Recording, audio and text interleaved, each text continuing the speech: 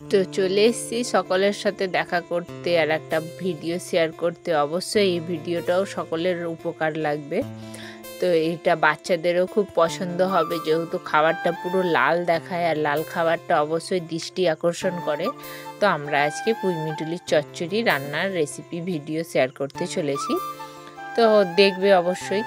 তো এর মধ্যে আমি চচ্চড়ির মধ্যে আমি দেবো টমেটো, পেঁয়াজ, কাঁচা লঙ্কা। তো এরকমভাবে সবজিগুলোকে তুলে নিচ্ছি পরিষ্কার করে, মাঠ বাজার হাট দিয়ে কেনা তাই। এবার আমি পেঁয়াজগুলোকে কেটে নেব। বলে রাখি, আমি এখানে চচ্চড়িতে দেওয়ার জন্যে 4টে মিডিয়াম সাইজের পেঁয়াজ নিয়েছি, 200 গ্রাম মতন পেঁয়াজ দিলাম, আর 5টা কাঁচা লঙ্কা আর বড় মাপের 2টো টমেটো।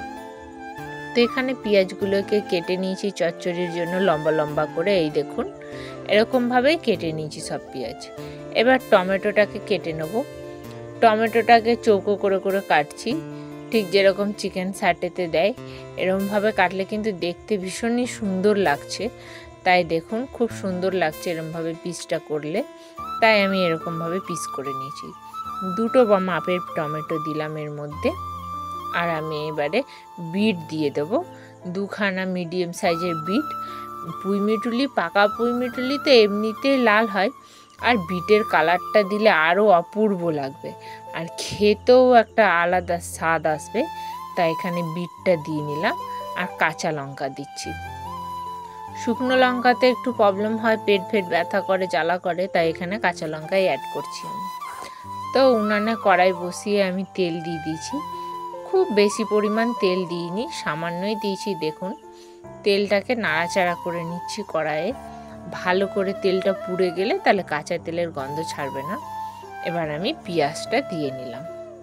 সব পেঁয়াজগুলোই আমি এর মধ্যে দিয়ে নেব, আর দিয়ে ভালো করে নেড়ে চেড়ে ভেজে নেব।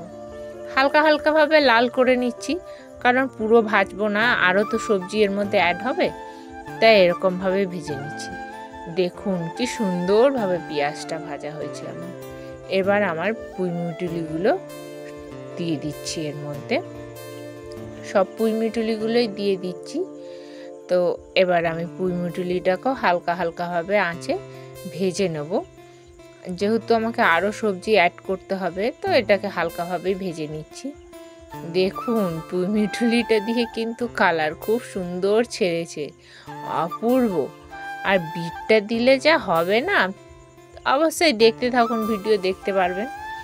এটা কিন্তু বাচ্চাদেরও খুবই প্রিয় খাবার, মাখলে পুরো ভাত লাল হয়ে যায়, রুটি দিয়েও খেতে পারেন। আর এরকমভাবে তৈরি করলে কিন্তু স্বাদ অপূর্ব। এর মধ্যে আমরা জল কিন্তু এক ফোঁটাও অ্যাড করছি না, পুঁইমিটুলির ভাপেতেই এটা ভাজা হয়ে যাবে হালকা হালকা করে ভাজলে। তো কাঁচা লঙ্কাগুলো দিয়ে নিয়েছি। এরপরে আমি এর মধ্যে দিয়ে নেব কেটে রাখা বিটটা। তো বিটটাকেও আমি এর মধ্যে দিয়ে নিয়েছি। এবার এটাকে আরও হালকাভাবে ভেজে নিচ্ছি। পুঁইমিটুলিটা কিন্তু তবে দেখতে পাচ্ছেন অনেকটা আদা সেদ্ধ হয়ে গেছে। এবার কেটে রাখা টমেটোটা দিচ্ছি। টমেটোটা লাস্টে দেওয়ার কারণ টমেটোটা তো পাকা আর গলে যাবে, ওগুলো ভালোভাবে সেদ্ধ হবে না, তাই টমেটোটা লাস্টে দিলাম। এবার আমি এতে দেবো স্বাদ মতো নুন, আর দিয়ে খানিকক্ষণ ভেজে নেব। দেখতে পাচ্ছেন আমার সবজিগুলো কিন্তু সবই রেডি হয়ে গেছে। এরকমভাবে করে দেখবেন, অবশ্যই দুর্দান্ত খেতে লাগবে। আর দেখুন এক ফোঁটাও কিন্তু জল অ্যাড করিনি, খুব সুন্দর আমার পুঁইমিটুলি রেডি হয়ে গেছে। তো এবার এই দেখুন কত সুন্দর কালার এসছে, পুরো লাল, কেমিক্যাল ছাড়া, খুব সুন্দর, স্বাদেও অপূর্ব।